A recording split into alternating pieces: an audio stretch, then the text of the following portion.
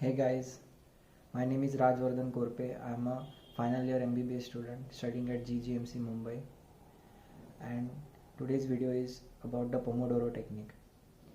So I'm just gonna be straight with you. Don't use the Pomodoro technique, it's not worth your time. But it's not that simple. I'll just tell you why in a minute. So what is so wrong with the Pomodoro technique?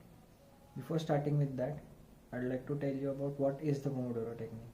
So it is, you can say, a productivity hack, I can say, where you work for 25 minutes and take a break for 5 minutes, and that's called as one Pomodoro.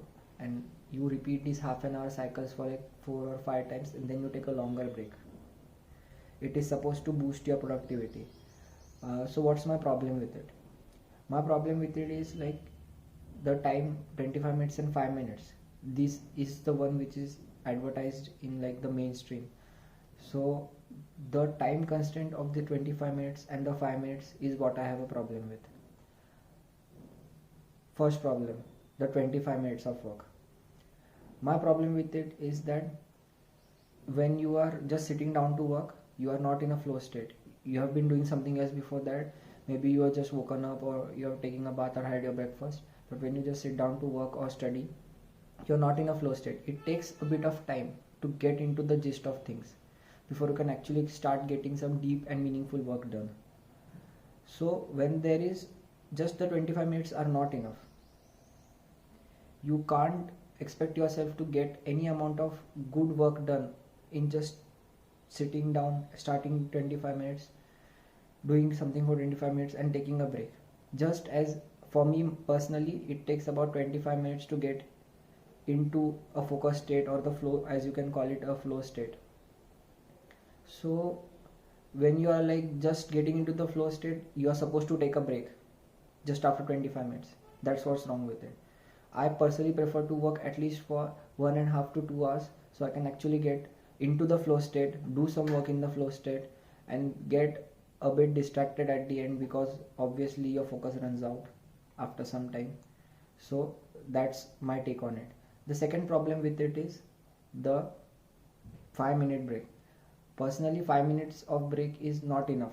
You need at least 10 to 15 minutes of a break to actually regain your focus, to rejuvenate yourself, to do something else. Like sometimes I feel 5 minutes is not even enough to get up from your desk and go to the washroom, or go and take a drink of water. So that's my problem with it. 5 minutes are not enough. So Pomodoro technique in itself is not the worst thing in the world. The time constraints of 25 minutes and 5 minutes which are advertised everywhere, that's what I have a problem with. They don't serve you at all, in my opinion. So what's the solution to this? Like if I'm a person who requires something like the Pomodoro technique to make myself productive, what I can do? See, the problem is with the time constraints, not with taking a break between your work. So what you can do, there are two things that can be done. There's a technique called as reverse Pomodoro technique. I'll make a video on it later, but right now you can check out anywhere on the internet. You will find what a reverse Pomodoro is. It is much better than the conventional Pomodoro technique. And the second one is having a routine.